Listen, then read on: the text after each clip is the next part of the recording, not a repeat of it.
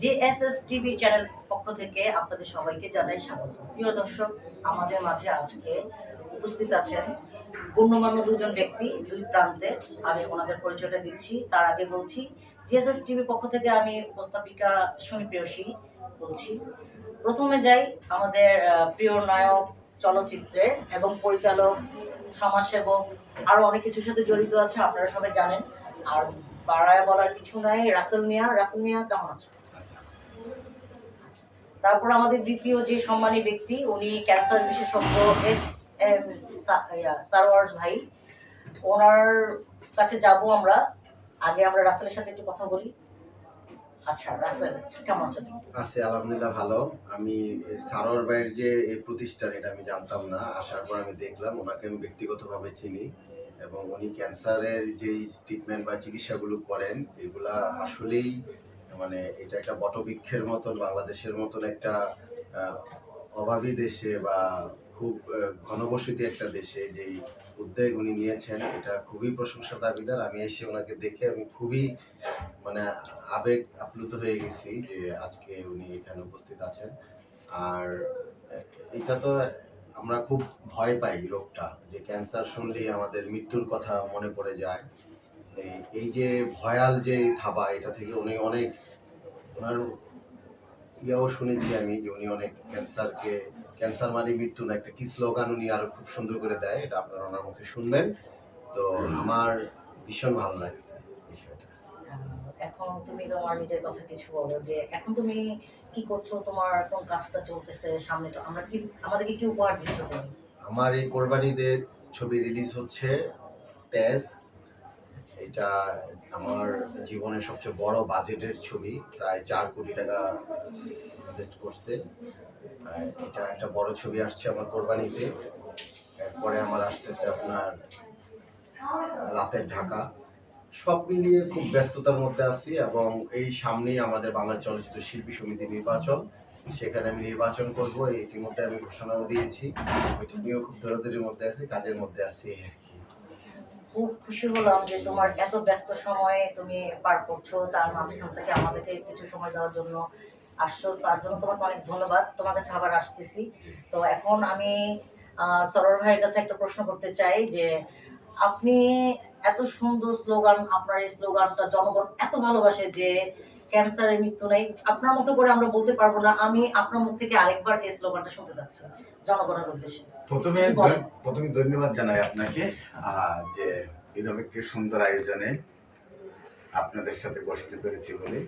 বিশেষ করে আপনার তো এমপি নির্বাচনও করেছেন মতিঝিল থেকে। জি, আপনিও আমার সহযোদ্ধা ছিলেন, আমরা একই আসনে করেছি। আপনি আমার সহযোদ্ধা হিসেবে আমি আপনার নির্বাচনে অংশগ্রহণ করেছিলাম।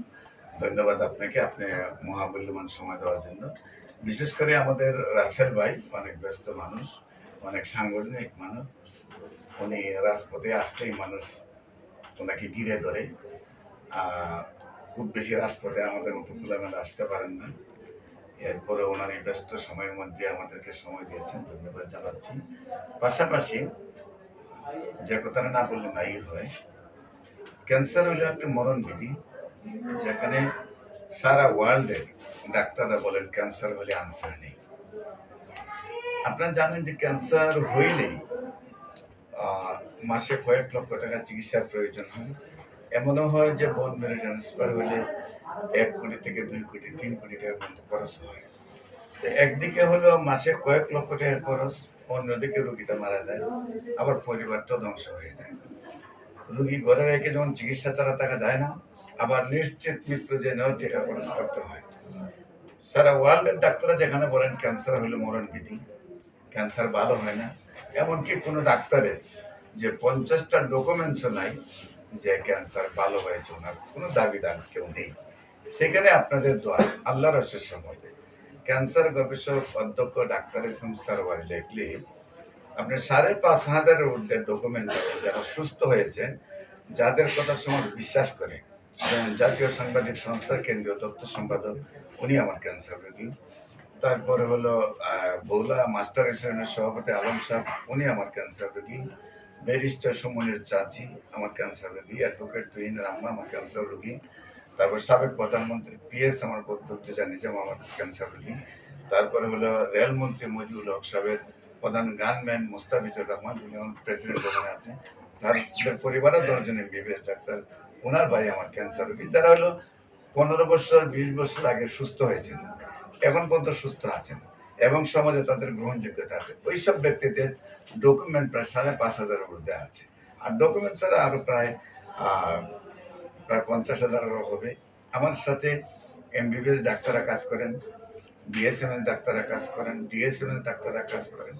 আমরা বাইতুল ভিউর 10 তলা এবং 11 তলায় 50 জন ডাক্তারের একটা টিম কাজ করে সকাল 9টা থেকে রাত্রি 9টা পর্যন্ত। বিশেষ করে আমি এটাই বলি, ক্যান্সার হলে আনসার নেই, সেই কথার কোনো ভিত্তি নেই। বাহ, আপনার ক্যান্সার এই ডায়লগটার সম্পূর্ণরূপে সুস্থ। ভক্ত অনেকেই হয়ে গেছে অলরেডি, আমরা দেখছি এবং জানতে পারছি যে আপনার এই ডায়লগটা সবাই খুব পছন্দ করেছে। তো আমরা আরেকবার একটু রাসেল মিয়ার কাছে আসি। আচ্ছা রাসেল, তুমি বলো যে ওনার এই যে ক্যান্সারের যে উনি মানুষের সেবা দিচ্ছে, তো এই সেবাটা তো আমাদের অনেকে চলচ্চিত্রে যারা অনেকে কিন্তু এই রোগে অনেকের মৃত্যু হয়েছে, হয়তো ঠিকভাবে সে চিকিৎসা করতে পারে নাই বা জানা ছিল না, ওই সময় হয়তো ওনার মতন একজন আমরা পাইনি।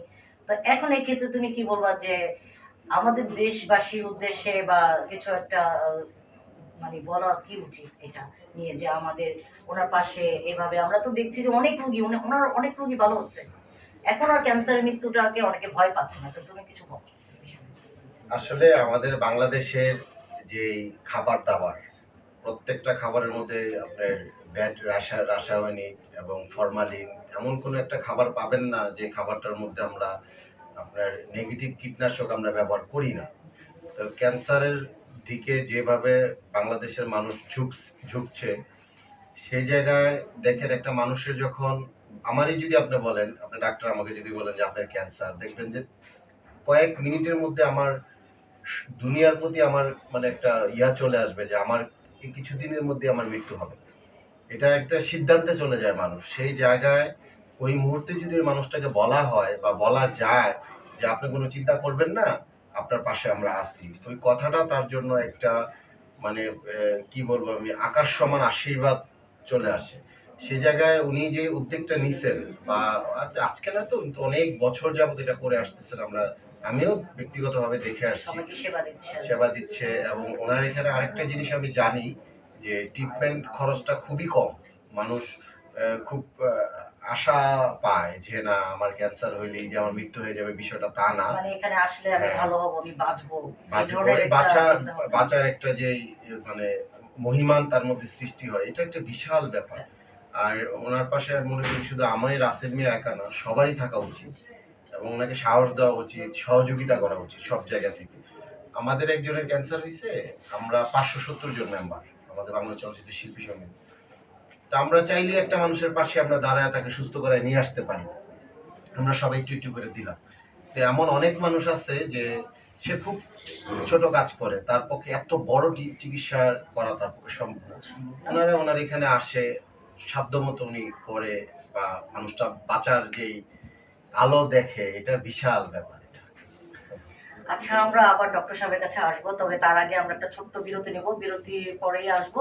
আমাদের সাথে থাকবেন প্লিজ।